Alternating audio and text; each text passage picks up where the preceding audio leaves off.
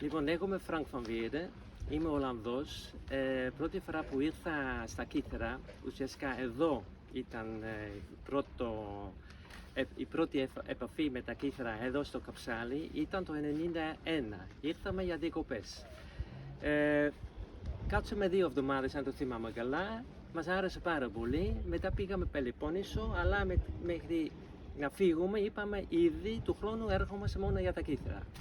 Το κάναμε και μας άρεσε παραπάνω. Λοιπόν, ήρθαμε και ξανά και 2 φορές του χρόνου. Είχαμε ένα όνειρο, φτιάξαμε ένα όνειρο να έχουμε ένα σπίτι εδώ στο νησί. Και τελικά βρήκαμε ένα παλιό σπίτι στο ποταμό, το 1997, το φτιάξαμε. Κάθε χρόνο ήρθαμε εδώ να το φτιάξουμε και αυτό τελείωνε το 2002 και αποφασίσαμε από το 2003 να μείνουμε εδώ μόνιμα. Το κάναμε, αφήσαμε τη ζωή μας στην Ολλανδία, αφήσαμε τους δικούς μας. Δύσκολο ήταν, αλλά τα θέλαμε τόσο πολύ να το δοκιμάσουμε για τουλάχιστον 2 χρόνια. Ήρθαμε χωρίς δουλειά, βρήκαμε ευτυχώς δουλειά και οι δύο μας, ο σύντροφός μου και εγώ, και μετά από 2 χρόνια δεν κάναμε ούτε μία συζήτηση, ακόμα είμαστε εδώ μετά από 20 χρόνια. Λοιπόν, αγαπάμε πάρα πολύ το νησί, μας κρατούσε από την αρχή ουσιαστικά, πιστεύω πιο πολύ η φύση, που είναι γλυκιά αλλά και άγρια ταυτόχρονα, και αφού από Ολλανδία ήμασταν πεζοπόροι και εμείς εδώ μας άρεσε πάρα πολύ η πεζοπορία. Εδώ στη νησί με τα 64 χωριά μπορείς να πας παντού. Λοιπόν, είναι κάπως εύκολο να πας σε όλο το νησί. Έχει και δυσκολία βέβαια λόγω της φύσης και τα φαράγγια κλπ. Αλλά αν αγαπάς την πεζοπορία, πιστεύω είναι το καλύτερο νησί στην Ελλάδα.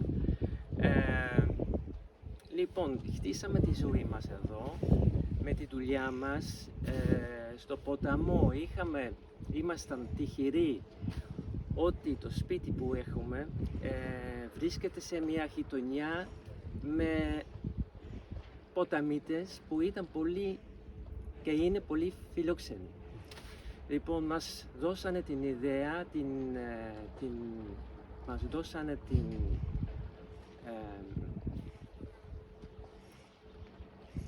την αίσθηση, να το πω καλύτερα έτσι, ότι είναι το σπίτι μας. Δεν είχαμε κανένα πρόβλημα να βρεθούμε στο ποταμό σαν να είναι το σπίτι μας. Αυτό μας βοήθησε πάρα πολύ, γιατί είναι δύσκολο να βγεις από μια χώρα με μια νοοτροπία που είναι μέσα σου, να βρεις άλλη χώρα που δεν ήταν ξένη χώρα, αλλά εντάξει, δεν είναι η δική σου χώρα, δεν είναι η πατρίδα σου.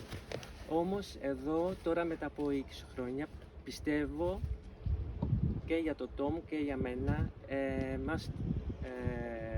τα Κύθρα είναι η χώρα μας, είναι το σπίτι μας. Πιστεύω δεν θα γίνει ποτέ Έλληνας, θα μείνω Ολλανδός, αλλά ένα κομμάτι από αυτό έχει γίνει ελληνικό, είμαι σίγουρος. Και μου αρέσει πάρα πολύ αυτό, ο συνδυασμός. Λοιπόν, η δουλειά μου που ξεκίνησα να δουλεύω για ένα τουριστικό πρακτορείο που έφερε τουρίστες εδώ στα Κύθρα.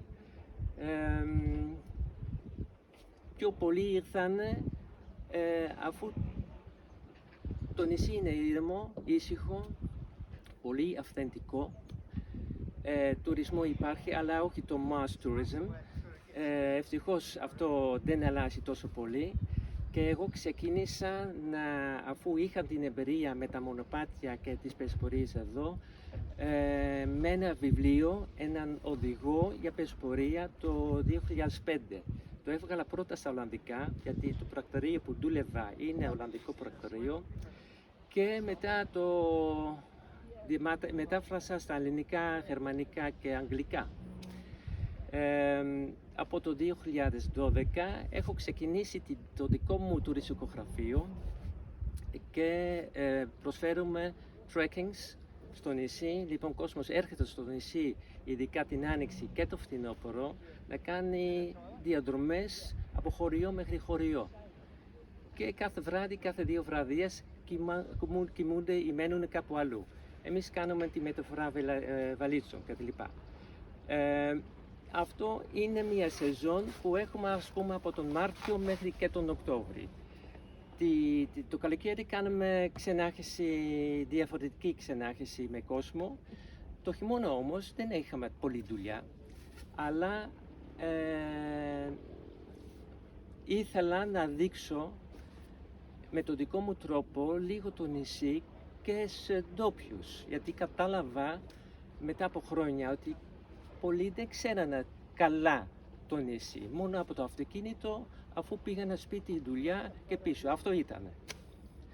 Και είναι λογικό, το καταλαβαίνω αυτό, αλλά αυτό το νησί είναι τόσο όμορφο. Ξεκίνησα ένα πρόγραμμα, ας πούμε, κάθε Νοέμβρη μέχρι κάθε χειμώνα, να το πω, κάθε χειμώνα από τον Νοέμβρη μέχρι και τέλος Μαρτίου, λοιπόν 5 μήνες, κάθε Κυριακή στις 2 η ώρα κάπου στο νησί ξεκινάμε ένα περπάτημα. Δεν ήξερα πώς θα πήγαινα, αλλά από την αρχή πήγε πάρα πολύ καλά, ευτυχώς. Το θυμάμαι ακόμα καλά, την πρώτη πεζοπορία είχαμε συνάντηση στο Χερικάρι, ένα μικρό χωριό στο βόρειο μέρος του νησιού, και ήρθαν ξαφνικά από το πουθενά 35 άτομα. Και πήγαμε γύρω από το Χερικάρι. Τώρα μετά από 7 χρόνια και σε λίγο ξεκινάμε πάλι, γιατί σε ένα μήνα έχουμε την πρώτη Κυριακή του Νοέμβρη, κάναμε αυτές τις πεζοπορίες και περπατάμε με, ας πούμε, 20 με 80-85 άτομα άνετα. Οι περισσότεροι από αυτούς είναι ντόπιοι και βέβαια επισκέπτες και Έλληνες από την Αθήνα που μένουν εδώ για τη δουλειά τους, αλλά οι περισσότεροι είναι ντόπιοι. Και με τα χρόνια άλλαξε λίγο, πιστεύω, ο τρόπος να δουν οι ντόπιοι στο νησί τους. Λοιπόν, καταλαβαίνουν πιο πολύ, και το λέω θετικά, εκεί που μένουν.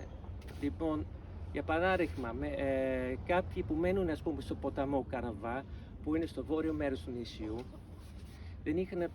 δεν είχαν πάει ποτέ στο φάρο του Μουνταριού, ποτέ. Ξέρουν ότι κάπου εκεί υπάρχει ο φάρος, αλλά δεν είχαν πάει. Και πήγαμε εμείς με τα πόδια, τους άρεσε πάρα πολύ και έτσι καταλαβαίνουν πιο πολύ την ομορφιά, την ακνότητα, την αυθεντικότητα του νησιού. Αυτό είναι, πιστεύω, ο χαρακτήρας του νησιού. Αυτό το νησί έχει, και εμείς, και όχι μόνο εμείς τώρα, αλλά άλλοι δίνουμε τον τρόπο να το δείξουμε αυτό στο κόσμο που έρχεται στο νησί, αλλά και στους ντόπιους.